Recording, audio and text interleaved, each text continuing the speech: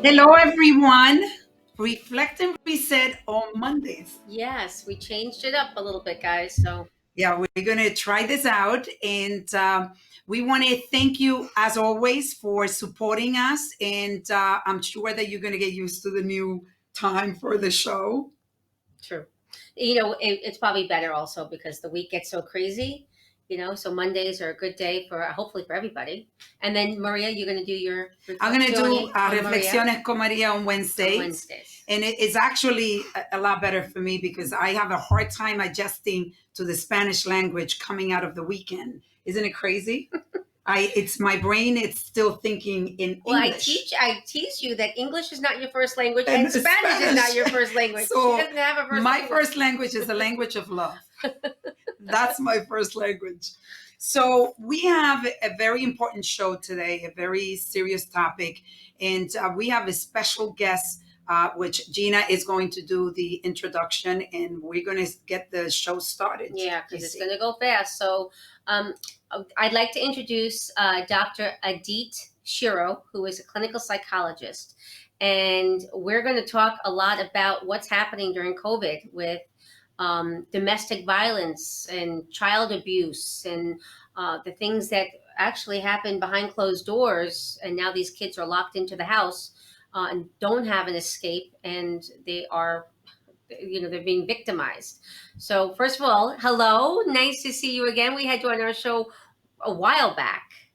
I know. Before all this pandemic went on, I'm so happy to be here with you guys, and hopefully soon we can do it in person again. That'd be nice. That would be awesome. Edith, first of all, I want to thank you for the support that you're giving me with my book. One of the reasons we want to make this week all about sexual abuse, and it's because the book it's done in English and it's actually going to be coming out tomorrow in Amazon. Yes. Yay. And I want to thank you because you supported me with advice in the book. And I want to thank you for that support. And, as you know, this is a very special time for me because not only are we working on the book and you help me with that, but we're working on a very important movement that I think is going to be more important than ever now because as we are going to discuss, this pandemic is actually making sexual abuse and domestic violence a very serious topic that we all need to take on and become. It's a serious problem that we're dealing with. So thank you again. It's my pleasure, and I truly believe in collaboration, and I truly believe in putting our strengths and our talents together, especially to create community, because that's how change happens. That's how transformation happens. And you are such an example of somebody that has gone through transformation after trauma and after something so difficult. And this is really the outcome of when you handle domestic violence and sexual abuse and any kind of trauma in a healthy way. The outcome of it is create more connection, create more community, and create more activism the way that you're doing it, Maria. So absolutely, this is the way to go. Yeah. It's very, as I hear you speak, being somebody that comes from a background that, as many of you know the story, I was sexually abused, brutally abused at the age of 9. And it was with my father's consent. My father gave me away to someone to brutally rape me. And even talking about it, obviously I can talk about it as a story because I've done so much work, but there are so many people out there, Edith, that we know and you see that have not been able to really get a life. Their life has been destroyed, their innocence has been stolen, and it's almost forever. So one of the topics, and this is why Yo Digo No Más is so important, and I say no more, that's the name of the movement, is that how do we help all of those broken souls that, have not been able to be helped? Listen, one of the things that actually came up a lot last week when I was talking about abuse with different people and clients, patients, and even with you and the groups that we've been talking with, is that it made me think that not everybody identifies what abuse and trauma and sexual violence is.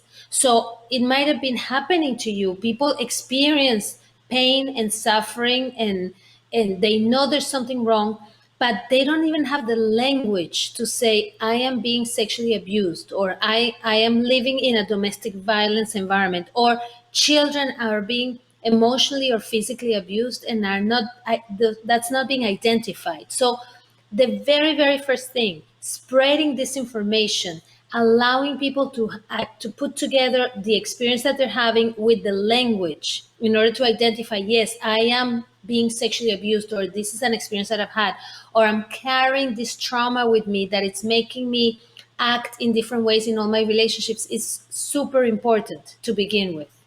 And that's something that I think, it's creating consciousness. It's like allowing to be conscious and aware that there's something very, very wrong that's happened, and it gets exacerbated with the pandemic, with being in quarantine, because everything gets intensified. All the feelings, all the emotions, all the relationships get intensified. So this also gets intensified, unfortunately. Right? How did these kids get out of this? How did these kids that are in quarantine with their violators, how did they even know to reach out, that they're stuck? And that's the scary thing. They, if it's the, Yeah. God forbid, if it's the dad, they're going to tell their mom. What if the mom doesn't believe them? They're stuck. What do It's you very, very say? true. Gina, this is such a difficult situation, because sometimes school was the only safe space for them. So every day going to school was the savior for them. What was a peaceful place where they could just have a respite, a breathe from the violence. I don't know. I mean, we require adults around the lives of these children that are able to notice and identify that they're being abused, and if they're old enough to know how to reach out either to a 1-800 hotline, or to send signals to family members or to friends, that they communicate to other adults and see if they can be helped in any sort of way. But it's not an easy situation for children. For women that are in domestic violence, sometimes we tell them, when you go to the supermarket, try to say something, do signals when you're out in the street, try to reach out, or family members that already know you and know what's going on, like a key word that means help, or some signal, some text that means, okay, I need somebody to come rescue me, or somebody has to, have to have an escape plan, something like that, because it's not easy when you're 24/7 with the aggressor. Yeah. And that is, that was interesting because I was looking at a report from the Children's Advocacy Center in Texas, and they were saying that they're seeing less cases reported. But the cases that are reported, the severity of the cases is greater. And they're very concerned because they say they're not being reported because they're the kids, like you said, they're not in school. And the people that would normally report the cases are not even there to protect the kids. So I think the effects of this pandemic later on, when the kids start going back to school, I think, I'm scared, what is happening to these children.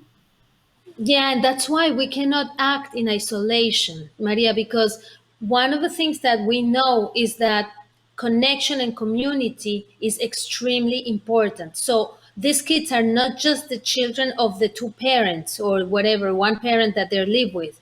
They are also the students in a school, they are also the members of a church, or a community center, or a sports group, or a choir, or music. So all these other adults around these children's lives have to reach out to check out on the children and see how they're doing. And it's through this network of people that we can actually understand what the reality is.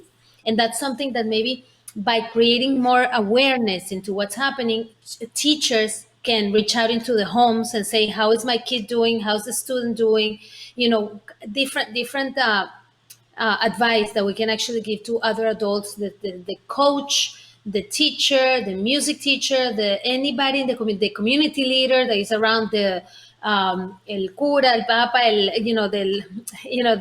the religious leader that can The actually priest, get yeah. into the home, the priest that can get into the homes and say, okay, let's check on the environment here. Let's see how the children are doing in this house.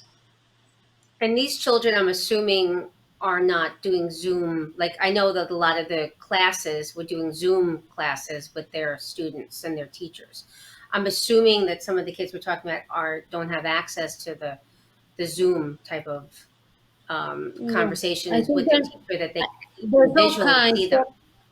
Yeah, but don't assume that only people with low resources are the ones that are having being abused. I mean, it goes across So, levels, across race, across religion. It doesn't discriminate, unfortunately. That trauma and abuse, really, you see it in every group and in every so, member. So even kids that are on Zoom, even kids that have a lot of resources, also are being abused. So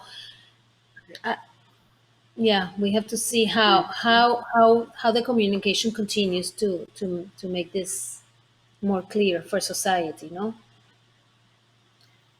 When it comes to the people that are around, because right now we are getting together in small gathering, families are getting together, and what would you advise people to be the signs, to be looking out, because there are signs that the mhm. kids, they're trying to tell you.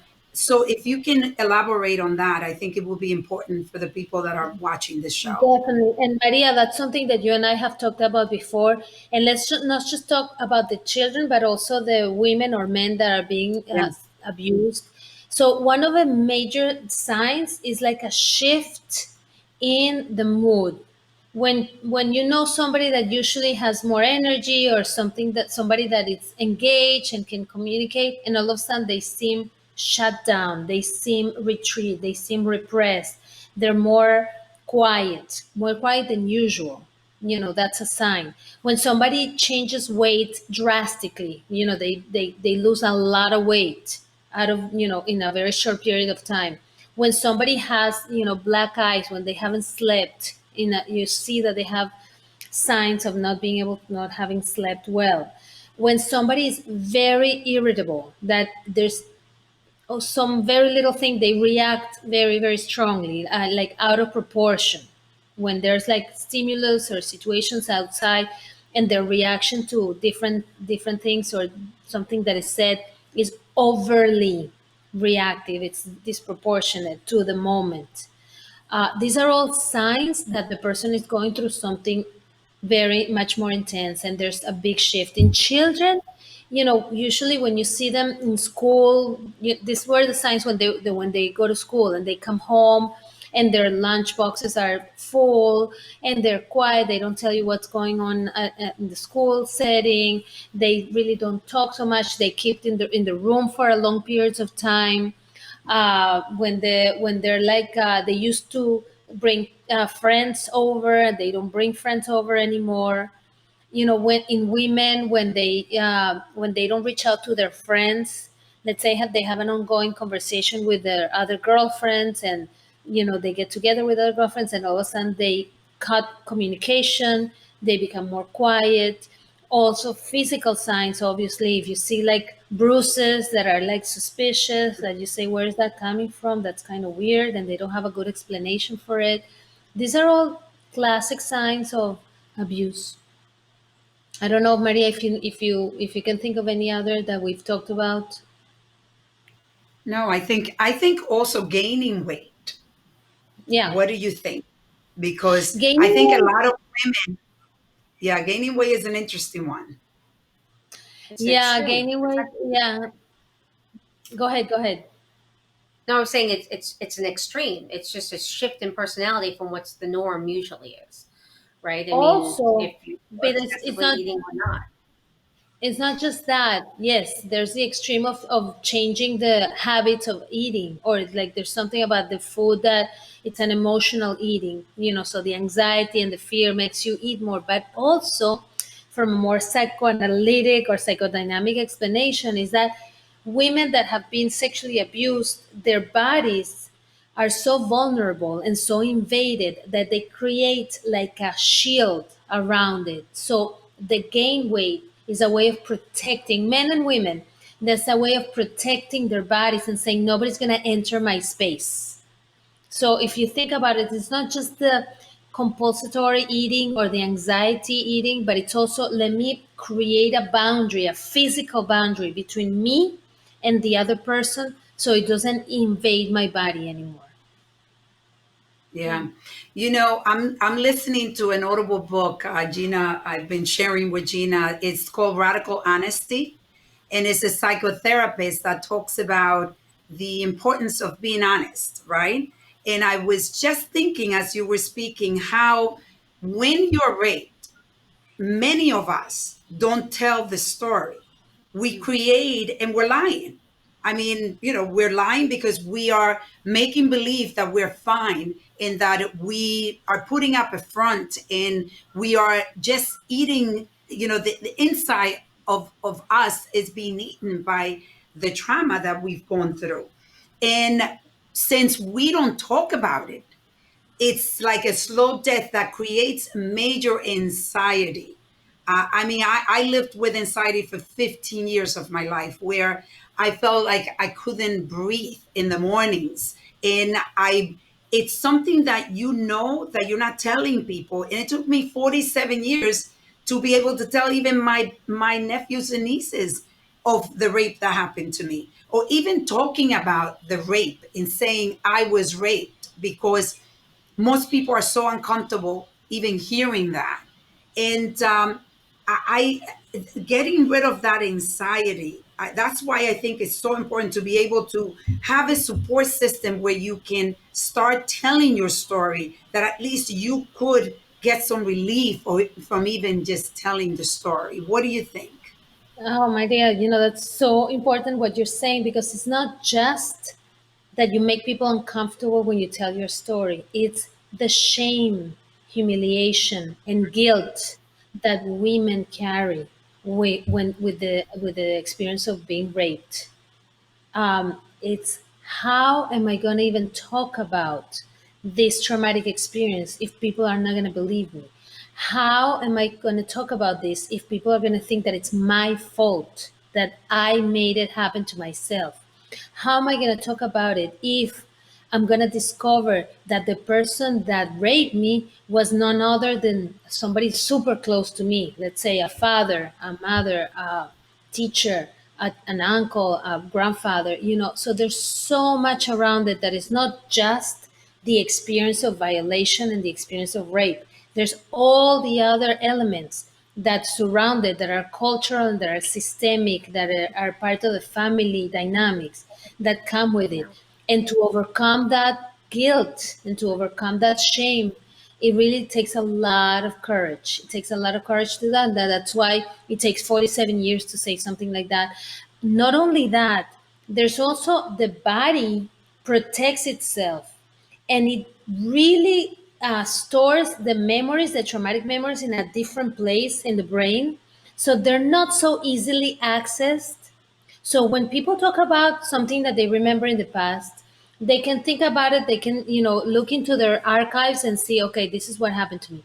But when they're looking at a traumatic experience, the storage of this traumatic experience, it's done in a little bit of a different way in the body and in the brain. So to access that information is more difficult. So not everybody remembers with detail what happens, and it takes time, it takes process, it takes therapy to be able to say with confidence, okay, now I'm going to listen to my body and really go into understanding what really happened to me. And it doesn't have to be such a traumatic experience. I mean, we're talking about rape, but it can be something. I had a 15-year-old kid who was having a fight with her girlfriends when she was 10, and it took her 3 sessions to really remember that very traumatic experience for her, because she blanked it out, because that's what happens with us. So all of these elements is what made us make so difficult to talk about trauma, then to talk about rape and to talk about abuse. Yeah. That's why, we actually on the Yo Digo Nomás, I Say No More website, we're going to have different ways that people are going to be able to tell the story. And I know you're working with us on creating the tools, because it's not just, we want to give people tools that they could use to start dealing with their trauma if they haven't already started to do that.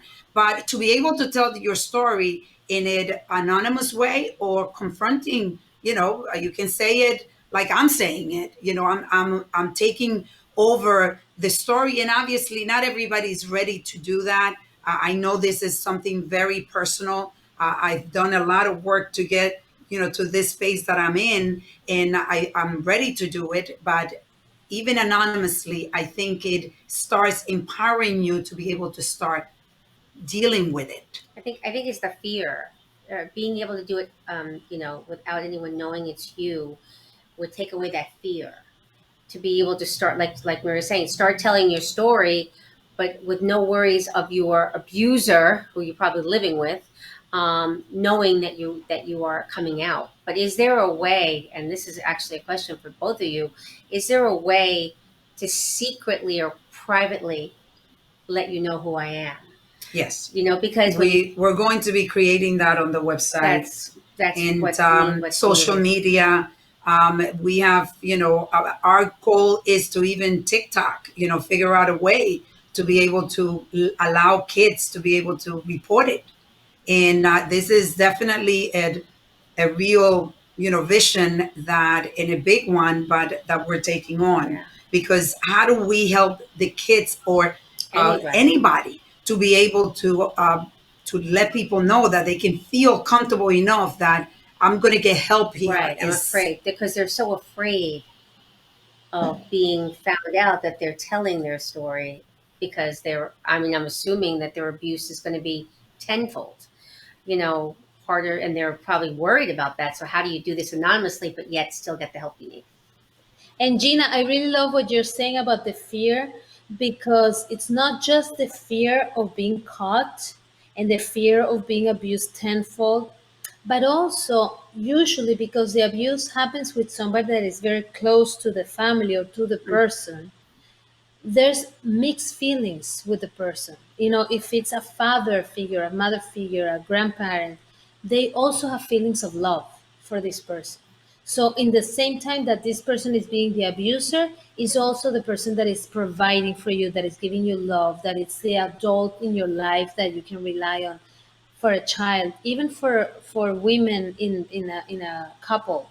It's mixed feelings. It's like, I'm in love with this man, so I have loving feelings for this man, and also he's the abuser, and he's the one that sends me to the hospital every time. So it's very complex. So the fear is the fear of being caught, and the fear of losing the person that you love in some way. So imagine Yeah, what it's like to deal with this. and affect the family. Because, like, for instance, in my case, my father ended up, everybody lost a father. My four brothers, not only did I just lose the father, obviously I lost a lot more, but my entire family was completely destroyed. And my father lost five kids, and my four brothers lost a father. So it's major. And unfortunately, I think because of what you were saying, that's the reason also a lot of people don't talk, because they're thinking, well, I'll sort of put up with it, because if I speak, then everybody in my family will be affected. Tough. Definitely, definitely. There's a lot of abusers, victims that want to protect the person, the family, and the person next to them. I mean, this is a very, very natural reaction to say, I'm going to sacrifice myself somehow to protect the people around me, because otherwise the consequences are huge. Yes. I have a, go ahead, go ahead. I was No, just no, going no, to it's give an okay. example. I was going to give an example of a 6-year-old kid that came to me with their parents distraught because they had a big family that was united. They would get together every weekend. They were brothers and sisters with children and grandchildren, and they all loved each other, played with each other. It was like a very close minded family, and the grandfather was abusing every kid in every household, at least one of the children. And I'm talking about a 6 year old and a 10-year-old. So it's almost like he made a stamp into every household of every of these kids. And when this thing came out, when the information came out, it completely disintegrated this family. And we're talking about 25 people, 30 people. They moved countries, they moved places. So yes, they were all protecting each other, and they're very happy that this came out. I mean, the grandfather ended up in jail. So it, yes, it has huge consequences. So because some of them are crying because he's in jail, some of them are crying because they were abused. The families are no longer together. The cousins miss each other, but the price for that is like stopping the abuse. So it comes with a big price, but that's why we need to keep in mind that this is a very delicate issue with a lot of layers. That, I'm thinking of what you were saying, and I'm thinking of the not telling the story. You're protecting the family, but you are destroying the next generation. Because I can tell you that I know personally, if I didn't do all the work on myself, I would have destroyed my children. My kids will not be most likely the human beings that they are today. I would not have had that close bond that I have with them. And that is what has been happening. We are destroying generations after generations, and that's why in my mind the movement is so important. Especially we're concentrating obviously the movement on the Latino community, yo digo nomás. And that is, for me, is part of the legacy that I want to leave, that I've been a catalyst to accelerate the process of stopping this vicious cycle that we are experiencing through generations. And it's not only in the Latino community. I'm concentrating in my community because I was raped, because that destroyed my family, and I don't want it. I want to stop it in our culture. And I think it affects so much of the culture. It suppresses women and men. It destroys financial freedom. People are not as successful. You cannot, when your innocence is stolen from you so brutally. And even people, like, we were in our movement meeting, and you're hearing stories for the first time. And I know that those families are affected. And the fact that they're beginning to say it and talk about it, it gives me hope that they're going to continue to stop Cycle. the cycle together. Together.